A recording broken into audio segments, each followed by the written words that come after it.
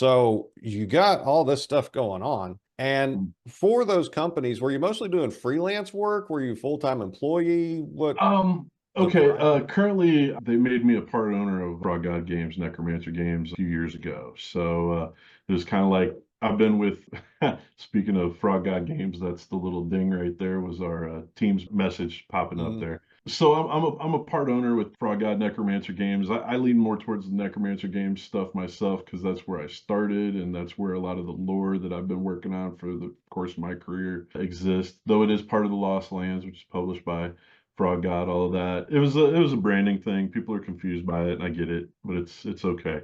We've been around a long time. We've got a ton of product. It's a lot of very deep lore, but it's easy to pick up. I like that. So, but with most of the rest of them, I've been some form of slightly more than a freelancer, but a little less than a full-time employee. It's never been a go check in at an office kind of situation for me. I've always done this work from home. A lot of stuff that Bill Webb and I worked on 20 some years ago was I'm typing furiously while he's typing furiously, and we're both on the phone to the point where he tells a story where his wife they were engaged dating at the time, and she was about to break up with him because he was spending too much time on the phone with Casey, who she didn't know was a dude who sounds like me. So yeah, yeah, yeah, yeah.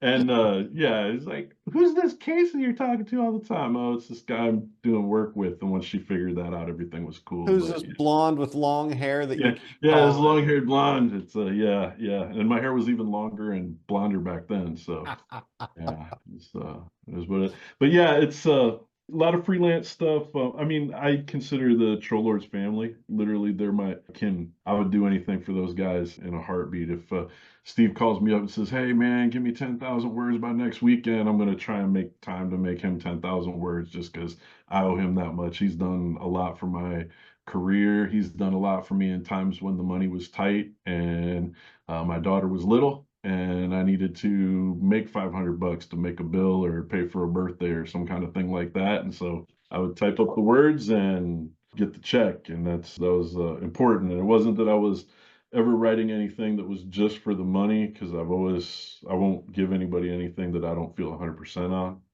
but it was the opportunity to make that money when there might not have been a chance to do that. The other guys, 77 Worlds, Jim Ward, he came to me with that and was like, "Hey, I'm doing this stuff." I would hook him up with things, and he would hook me up with things for a good period of time after we worked on Castle Keeper's Guide stuff. So I met him in person for the first time at a North Texas, I think, and also at the Troll Con. So I can't remember which one we really kind of hit it off at. I think it was one of the original Troll Cons in Little Rock. I would sit and draw pictures while he was dungeon mastering, and he'd kind of look over at my artwork, and he's like, "That's pretty good." And I says, "Yeah, well, you had a chance to hire me when you were the publisher at Dragon." He goes, "Hold on, when was that?" And he's like, "Remember, there wasn't any internet." And so he's like, yeah, he basically threw the art director under the bus, said the art director was related to somebody who he worked for, and he didn't have any choice, and he didn't like the guy either.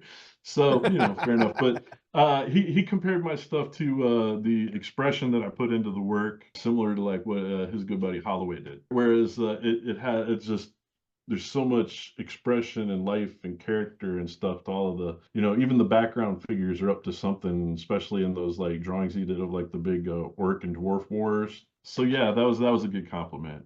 It kind of re-inspired me to start working on some stuff, some artwork for fantasy games because I'd kind of gone a different direction for quite a while. And But being compared to Jim Holloway, that's a bit of an honor pretty because that nice. dude's Yeah, yeah, he it's was pretty solid. nice. And Yeah. it's kind of I struggle with the description of what his look is like because it's pretty distinctive. Mhm. And I'd like to hear what yours is, but the best I can word it is it's almost cartoon-like, but with substance. There's a Yeah, seriousness to it, his a weight. yeah, it reminds me of a lot of the stuff like the artist that Archie Goodwin would hire for like his books, like your Blazing Combat, and then he had like his cowboy books that he did. And I think he was either the writer or publisher or of these guys right here Oh, back in the that's day, the hot. creepy magazines. And I picked these up because they're collections of all of these stories from back in the day. And then they're bound with like the individual covers on the inside of them. And Yeah. they're all like, great Frazetta covers, which you can't go wrong there. Mm. Uh, that's kind of where his thing reminds me a little bit of. It's that kind of classic 60s, 70s comics. So it's the Silver Age kind of comic style a little bit. But he also had that, he really put in the effort to do research on what armor looked like and how it was put together. And so you look at all of his like brigantine and bandit armor and all of this kind of stuff, chainmail. And I used to draw tons and tons and tons of chainmail. And man, he put in work. Let's just say that he put in, there's an amount of time for each one of those rings that gets drawn on just the sleeve with some throwaway work in the background. So it sounds like, correct me if I'm wrong, but a common element of working with Mm. each of these companies, each of these people, has been very much a spirit of cooperation and collaboration, like Sure. real warm networking kind Yeah. of situation. Yeah, That's great. absolutely.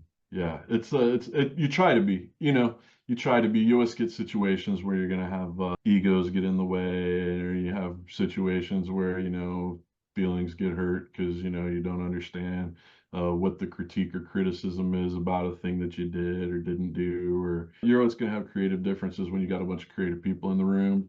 But like I said, that kind of goes into the whole idea of differences in the companies. When I did a dungeon crawl classic, then I wrote an article about creating great villains for games for Goodman. Those were for fun. He had like a treasure map thing that he'd done, and we'd already done a treasure map thing with Necromancer, so I was down to do another one. So I had a cool underwater Sahuagin, Sahujin, depending upon how you say it, what side of the island you come from.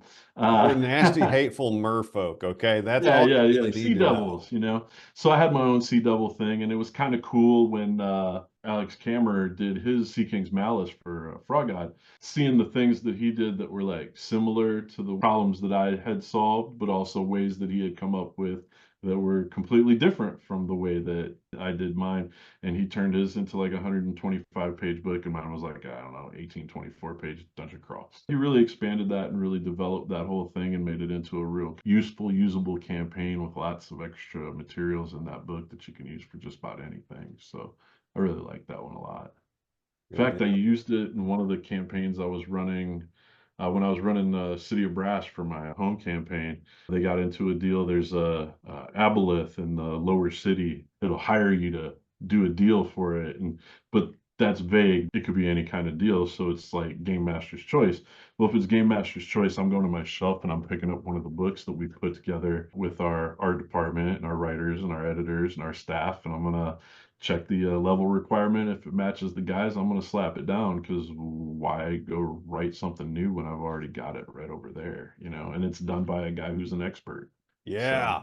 So it sounds like it actually is fun to work at a game company yeah, most yeah, of the yeah. time. I mean, for the most part, it can be fun. There's downsides when you get a bad review, or your funding period doesn't hit the numbers that you wish it would have, or whatever. I mean, those can be kind of a bummer, kind of a gut check. Like, man, we really put in a lot of work, a lot of blood, sweat, tears, hours, time away from family to put this thing together.